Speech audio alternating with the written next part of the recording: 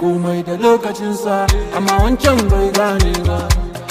Zanna sannu da sun yi zaton ba za mu iya ba, wai motar mu ba ta zo da giya ba, in na fara ni ban san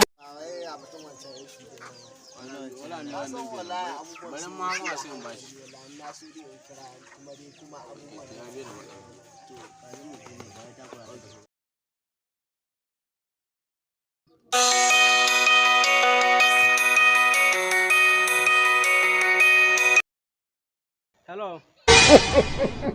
Okay. He shock you. There is God. Okay. All right. Okay, time. Okay.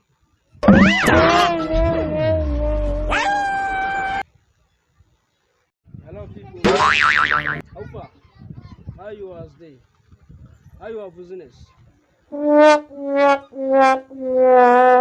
Mama za an ji kunya wallahi. Yanzu ana ne wannan karamin yaron duk maganganun nan da yayi ba wanda ya sa abin da shi faɗi. Ka mala gaskiya an ji kunya. A'a, kai dai abba ka saboda yace ba. Muga wallahi mun saboda yace. Haba. Wallahi mu saboda yace. Kai dai abba ka sa abin da yace ba. A'a, to kai tunda ka sa abin da yace sai ka faɗa mana. A wallahi ko faɗa muku zan yi. Kun gane? Da kun ka ji ya ce hello people. Yana nuna a gaishe ku. Haka yake ni a gaishe ku. Sannan kuma da kun ka ji ya ce haufa yana nuna ya gida. Shi ho turancin ga sauki gare. Da kun ka ji ya ce how was day ya haƙuri. Da kun ka ji ya ce how was business yana nuna ya aiki.